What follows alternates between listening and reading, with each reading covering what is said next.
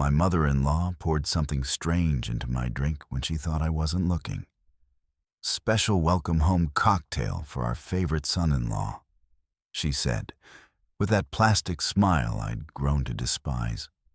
I thanked her politely and discreetly switched glasses with her husband, who never missed a chance to belittle my teaching career.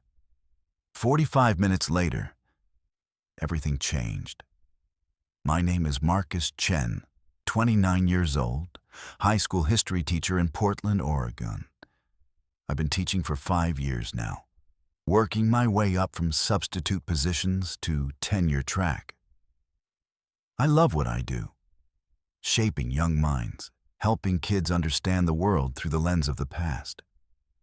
But to my in-laws, especially Patricia, what I do has never been worthy of their daughter. Still playing with children for a living, Richard would ask at family gatherings, not bothering to hide his contempt. He owned a chain of luxury car dealerships, the kind of man who measured worth in commission checks and quarterly profits. Every holiday at their mansion in the hills was the same routine. Patricia would fuss over her daughter while Richard interrogated me about my limited earning potential. My wife, Sarah, would grip my hand under the table, silently apologizing for her parents' behavior. I'd been away on a school trip to Washington, D.C. all week, chaperoning 30 excited sophomores through the Smithsonian museums. I was exhausted, but Sarah insisted we couldn't miss her father's retirement celebration. Just one evening, she promised. We'll leave right after dinner. I should have trusted my instincts when Patricia cornered me in their marble-appointed kitchen. The way she glanced around nervously before handing me that champagne flute, the slight tremor in her manicured fingers as she said, "I made this special just for you." Something felt wrong. I just didn't realize how wrong it was about to get. Sarah and I met 7 years ago at a coffee shop near the university where she was finishing her master's in social work. I was grading papers, she was studying for finals, and we bonded over our shared passion for helping people. Her parents were a different story entirely. From our first meeting, Richard made it clear he'd expected someone different for his daughter, someone in finance, someone with real prospects, someone exactly like him. Patricia was more subtle in her disapproval, praising my dedication while asking when I planned to move into administration or something more lucrative. For years, I tried to win them over. I'd bring thoughtful gifts to family functions, share stories about student successes, mention the teacher appreciation awards I'd received. Nothing changed their perception that I was holding their daughter back from her true potential. Last Thanksgiving, I overheard Patricia on the phone.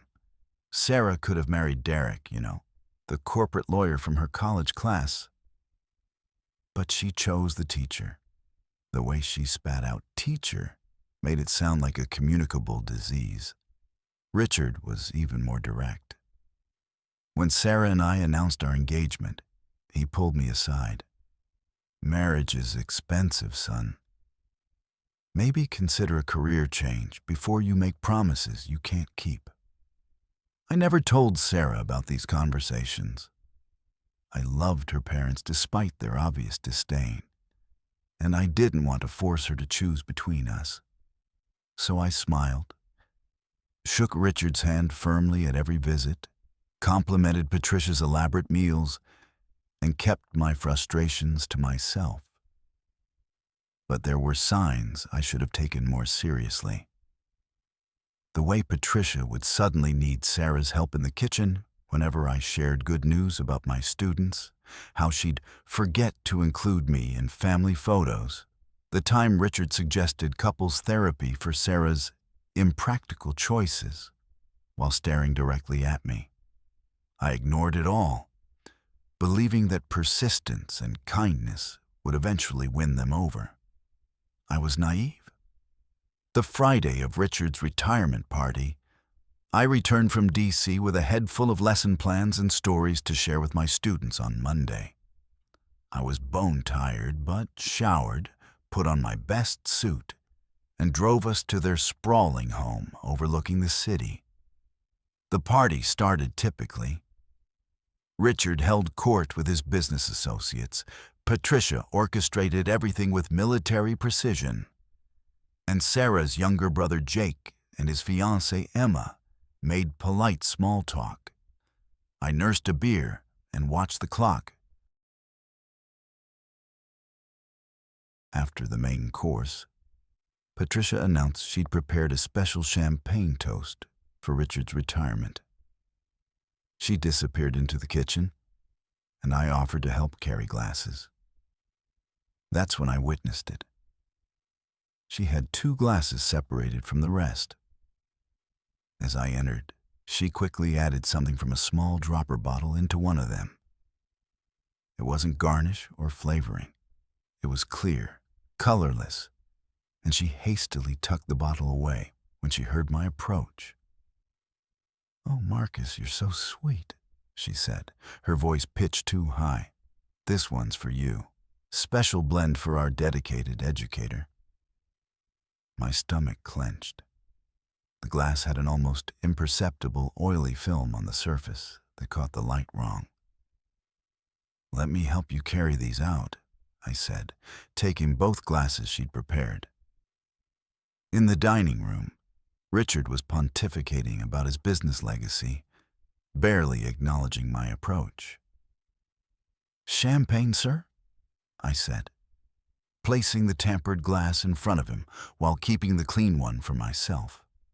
I watched him drink, making conversation about his golf game.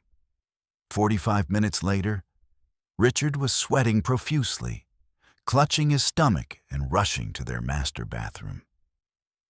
The sounds of violent illness echoed through their house. Patricia's face went white when she realized what had happened. Her eyes found mine across the crowded room, and in that instant, I knew with absolute certainty. My mother-in-law had tried to drug me, and she knew that I knew. I didn't react, didn't confront her. I just continued chatting with Jake about his upcoming wedding while Sarah hurried to check on her father. In the chaos that followed, Richard insisting it must have been the shellfish appetizers, Patricia frantically calling their family doctor. I quietly pocketed the untouched glass meant for me. Something had shifted inside me. The anger I felt wasn't explosive or hot.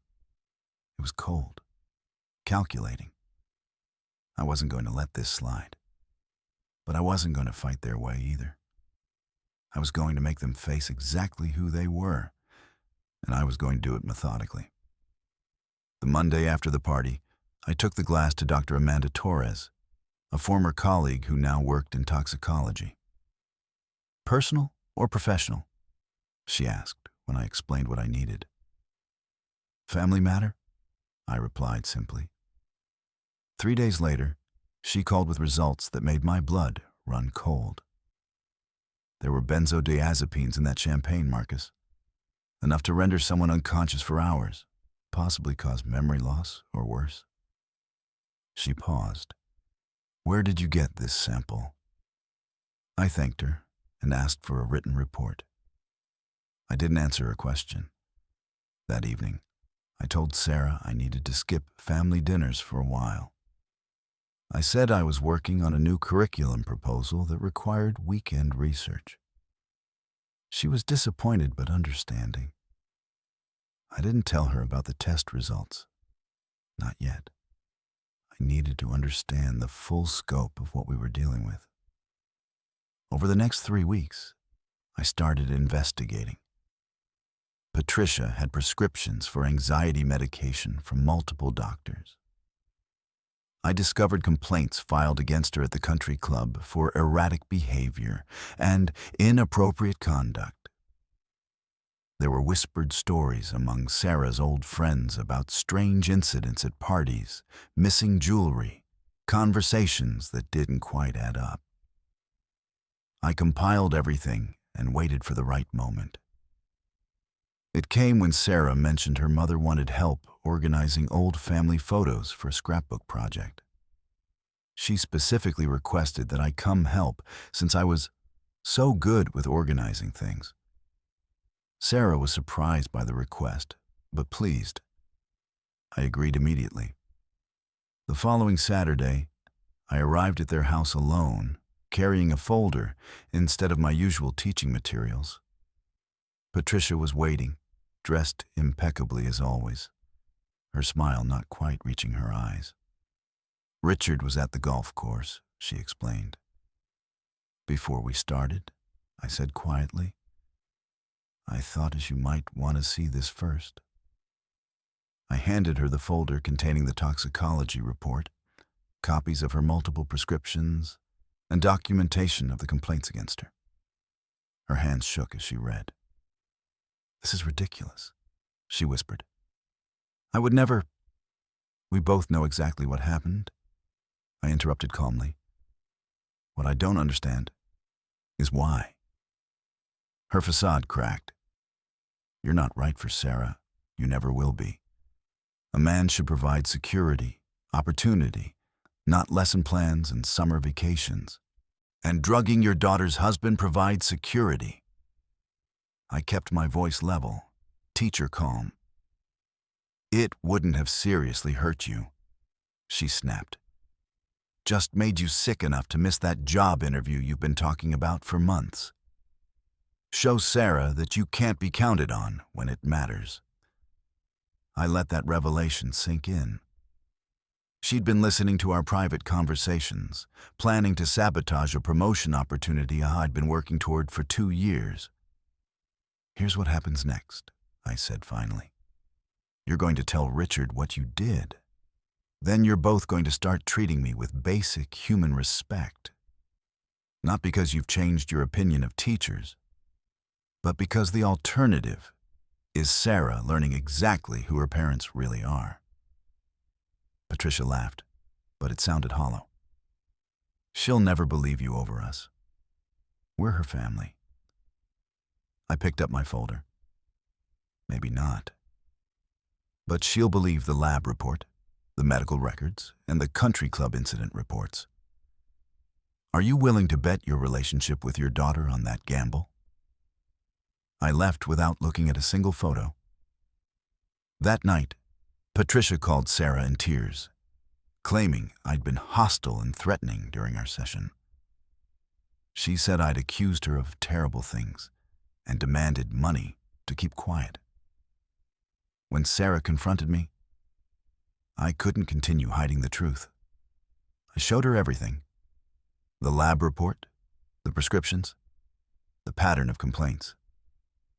My mother wouldn't do this, Sarah kept saying, but her voice lacked conviction. The next day, she confronted her parents alone. I wasn't there. But when she returned home, her eyes were red from crying. Dad says it's all a misunderstanding, she said quietly. They think you're trying to isolate me from my family because you're insecure about your career. I just nodded. I'd expected this response. What do you think? I asked. She didn't answer immediately, just sat on our couch staring at the toxicology report. Finally, she looked up at me. I think my parents have been controlling my life for so long that I don't know what my own thoughts are anymore.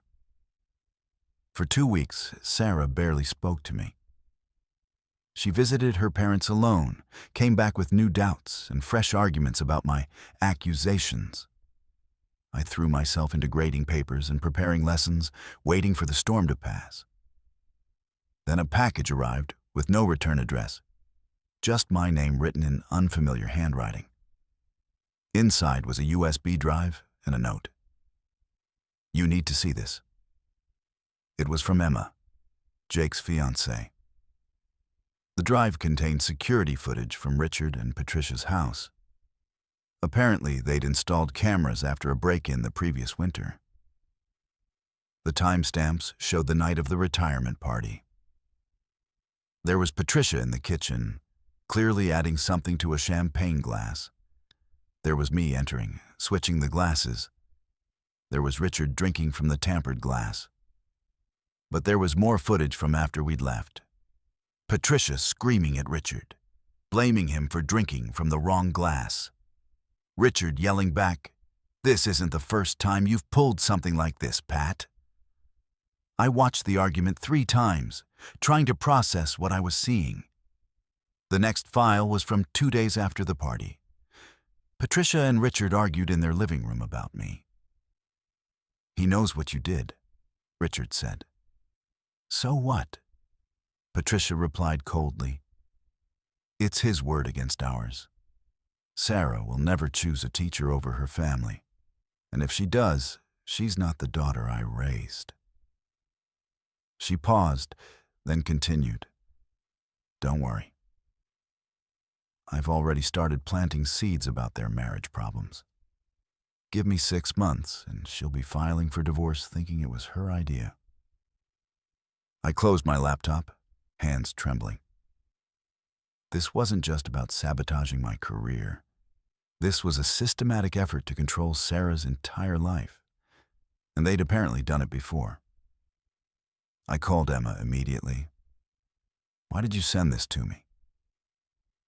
"Because they did the same thing to me and Jake," she said quietly. "Tried to break us up for over a year, said I wasn't good enough for their family. It almost worked." "Why didn't you tell us?" "Jake doesn't know the full extent," she admitted. "He adores his father, believes everything Richard says. I tried to tell him once, but he thought I was being paranoid. I couldn't watch them do it to someone else." The next day, I received a text from Richard. "We should have a man-to-man conversation." I met him at his country club.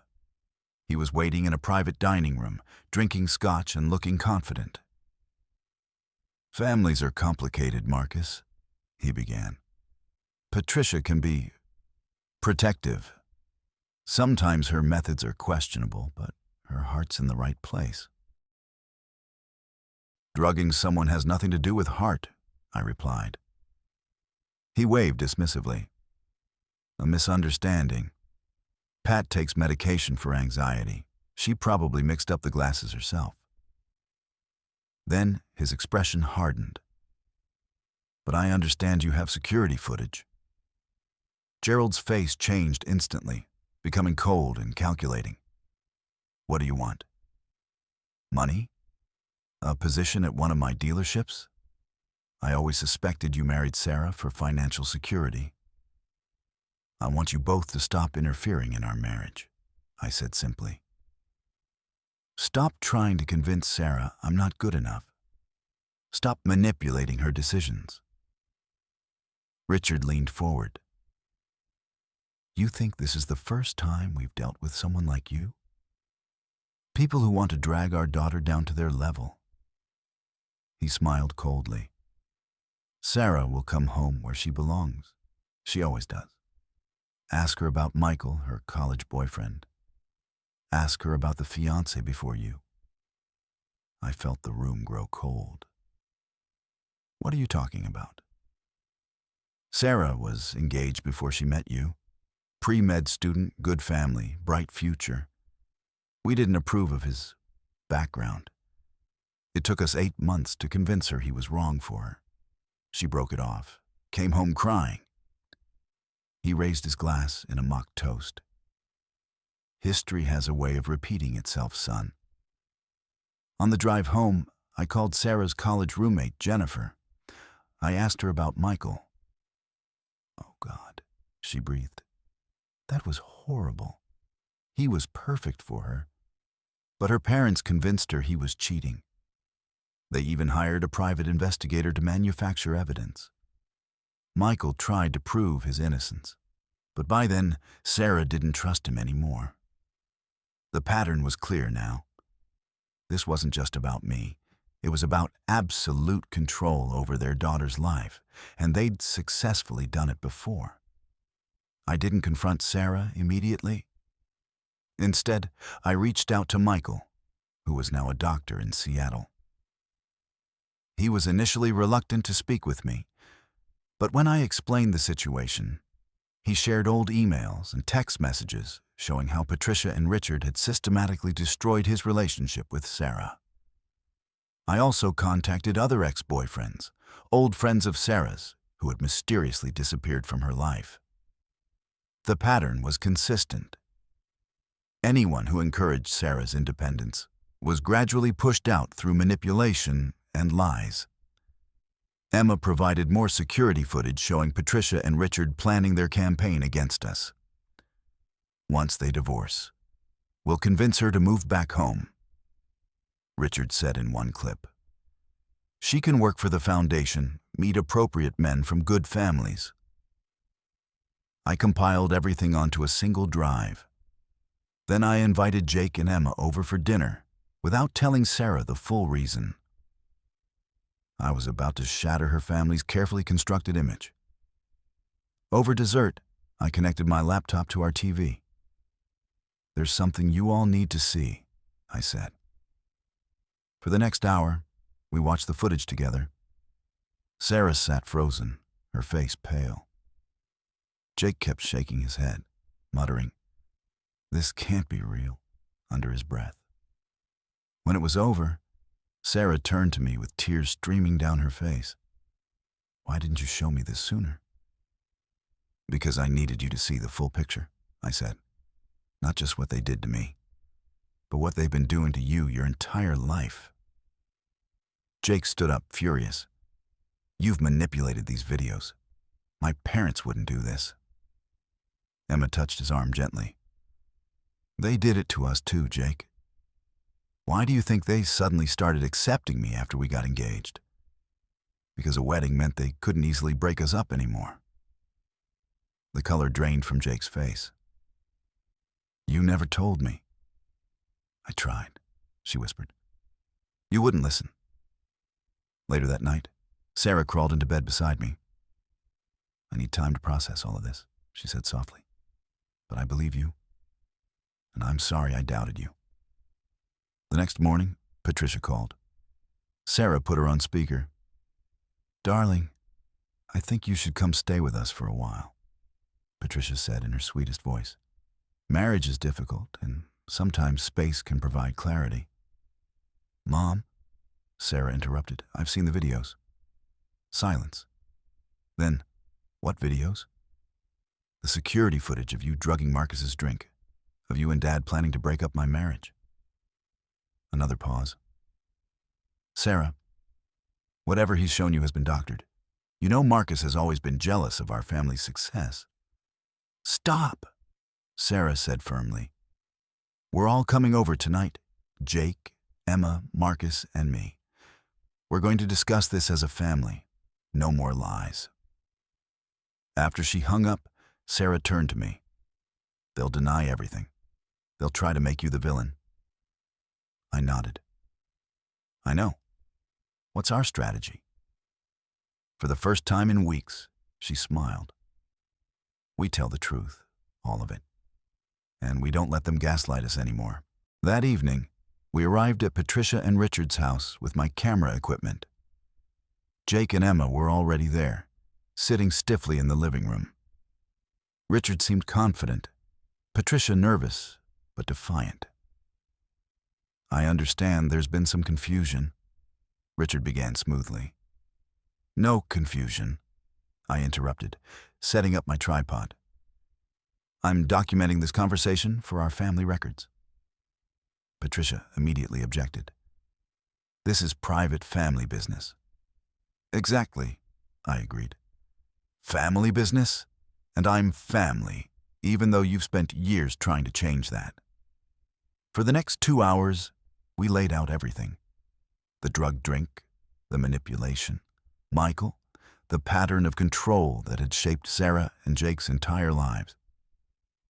Patricia and Richard denied it all, called me unstable and jealous. But with each denial, I played another video clip, shared another piece of evidence. Finally, Sarah stood up. "I love you both. You're my parents. but what you've done is unforgivable. You don't get to control my life anymore." Jake nodded slowly. "We're adults. We choose our own partners, our own paths." Patricia began crying, not from remorse, but from the realization that she was losing control. Richard just sat there, looking stunned that his children were defying him. As we prepared to leave, I handed Richard a USB drive.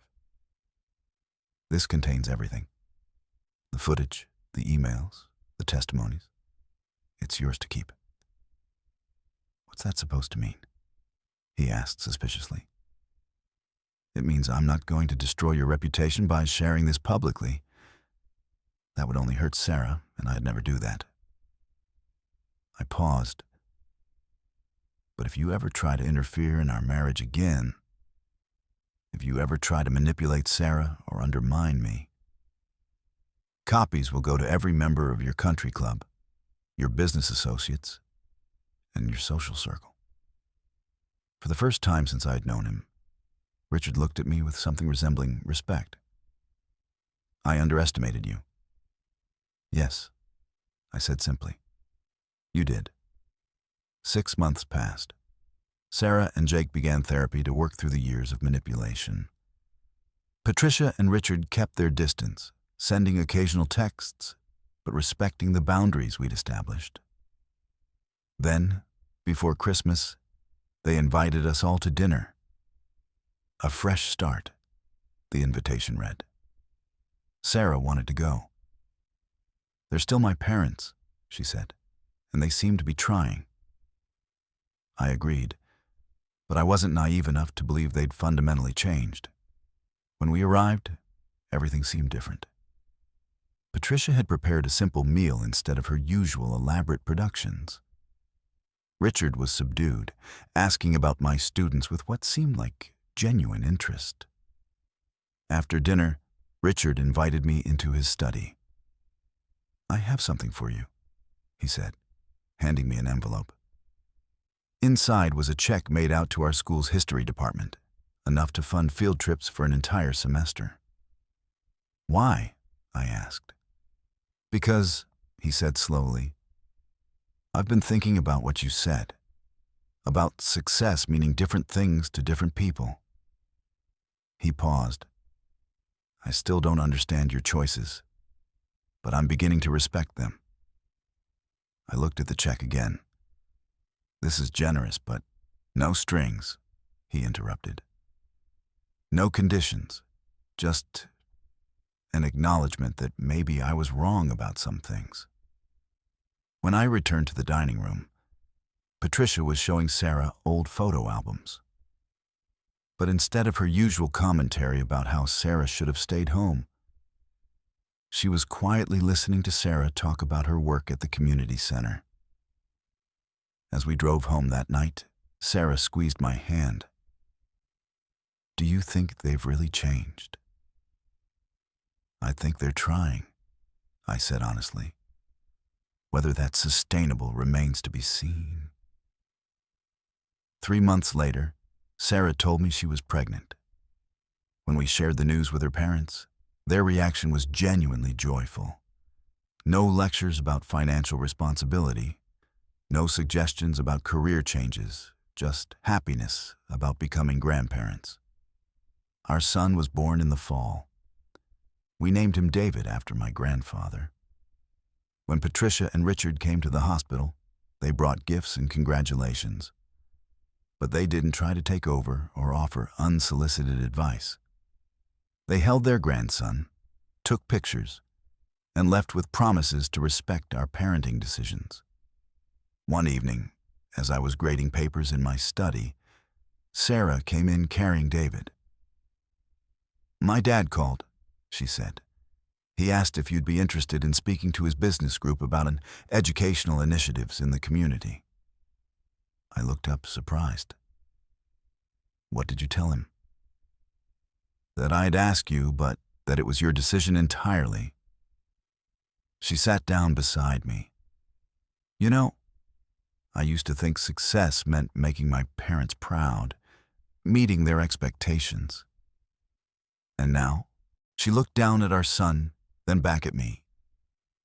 Now I know it means being proud of the choices I make, standing by the people I love. 2 weeks later, I spoke to Richard's business group about the importance of funding public education.